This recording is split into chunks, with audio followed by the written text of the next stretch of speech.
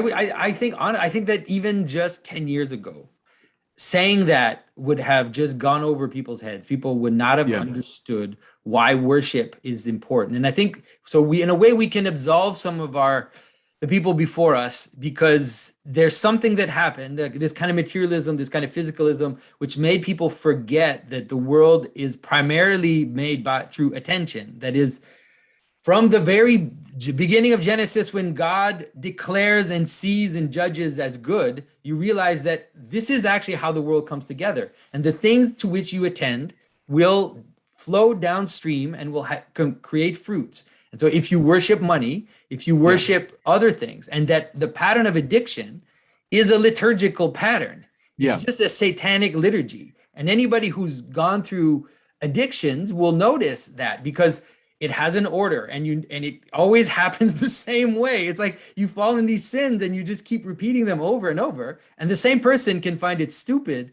that a Christian will repeat his daily prayers every day, but then they'll still reach for that cigarette and not realize that they're doing the same thing, but their pattern is destroying them and eating them up and enslaving them, rather than bringing them higher towards higher patterns. No, absolutely.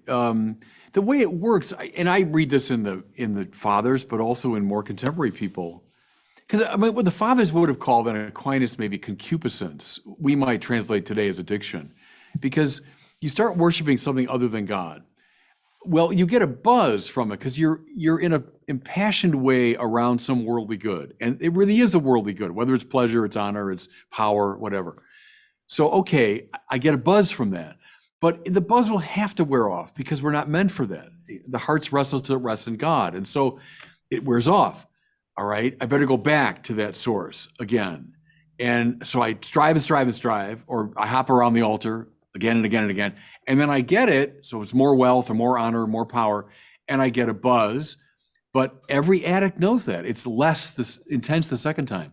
So now I start to really panic, and I go back now with a kind of insistence, and I'm hopping like mad around that altar. Now I'm drawing blood. Now I'm wounding myself because I'm so addicted.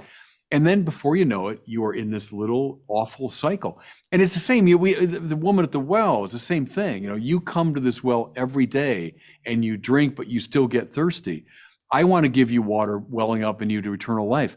I want to break you from that addictive pattern, because I want to hook you onto the supreme good, which turns out to be love, by the way, which is why it keeps overflowing. But the churches need to keep telling the story. The society needs it like mad.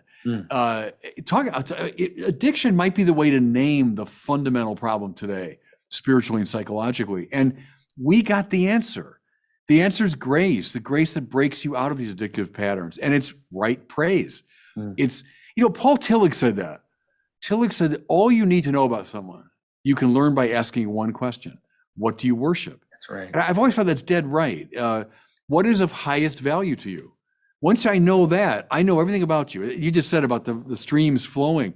Yeah, I'll know everything I need to know about you when you tell me what's highest value to you is money, or even your family, your culture, your society. Those are all good things, but they shouldn't be worshiped. Yeah. And they're going to lead to addictive patterns. Yeah, and you can see, if you want to know where our society is, you can also look at what are the things that we're encouraged to worship, and what are the things that we're allowed to worship, right? And it's clear, like there are certain values which, like you said, like let's take for example in the environmental question, it's a good question, it's a good, but it's when we're shown that this is what you need to worship, and everything has to submit to the worship of this, whether it be that or the idea of inclusivity. There are different values which have become the supreme values, and then all other values have to kind of fit under them. But if it's not the right value, if it's not love, right, if it's not the infinite source of the world, then it's an idol, and it'll have bad fruits down the road at some point. It's the oldest story in the world, and it's still the best story, and the one that we need to keep telling. And our job is not to make the culture like us. Our job is to proclaim this story, because it's the story of Christ. I mean, Aquinas says, if you want to be happy, love what Christ loved on the cross and despise what he despised on the cross. It's a very cool little formula. And what did he despise on the cross? Wealth, pleasure, honor, power. To look at the crucified Jesus and say, how much wealth did he have? How much pleasure is he having? How much power does he have? How much honor as they spit at him and they mock him? It's like he's taking all the worldly values and he's crucified to the world. What does he love on the cross but the will of his Father, which allows grace now to pour into the whole world? And so you want to be happy, Thomas says, and that's why he thought the cross was where the Beatitudes appeared. So the Beatitudes they're moral guides in a way, but they're Christological descriptions. Yeah. You know, the poor in spirit and so on, and those who have eschewed wealth. Look at the cross. And so we need to do what Paul did. You know, I hold up Christ and him crucified.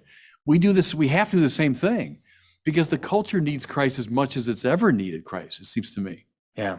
And there's a mystery in that, which is, this is something people struggle to understand in terms of Christian asceticism or the Christian desire to eschew the desires of the world or the pleasures of the world, is that as you do that, you actually discover the ground of those pleasures as well, right? You discover the reason why they exist in the first place, and then they become rightly ordered in your life and also in the society if you're able to actually sacrifice them to the highest good. Do you know that it's from Chesterton? Because he early in his life was kind of agnostic, and he said, when I was convinced that only the goods of the world would make me happy, I was so unhappy. But once I became a Christian, I realized, oh, they're not meant to make me happy. Then I really started enjoying them.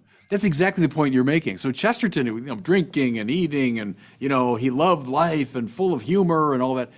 Great. What liberates you for that is precisely a liberation from those things as objects of worship. Once I'm free of that, I can really enjoy them as they're meant to be enjoyed. But when I start worshiping them, they become a source of torture. And everyone knows that, right? That the thing I worship, it tortures me because it's never going to make me happy. And it keeps drawing me obsessively to itself. And the churches, that's our job, is to keep announcing it. And what you do, I think artists do it by showing these great images, you know, that embody these spiritual truths. But we got to pick up our game. I think the culture's a problem for sure, but we got to pick up our game. And, you know, I think the young, it's like I look at the people that follow what I'm doing, you know, and it's not a massive amount of people, but let's say there's a certain amount, but they're mostly young.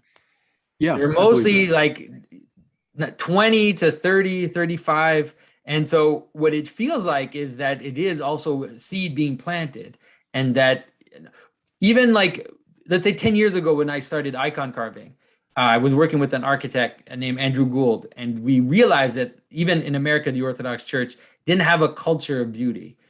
And so we started a journal and we started writing articles and putting out beautiful images. And now 10 years later, we can see the seminarians that were there 10 years ago. Yeah. Now they're the priests, and we can feel the change in culture. And I think the same with you. I look around what you're doing and I see the same thing, a bunch of young men like in their 20s who have this energy. And so it seems like there's no other, because the other stuff is going to die. It's already dying. This kind of lame Christianity, this materialist Christianity, this kind of super critical Christianity, which leads to atheists becoming, heads of theology departments and all this kind of nonsense. It's just going to vanish. And so what's going to be left are those that have this cosmic understanding and are able to participate in it.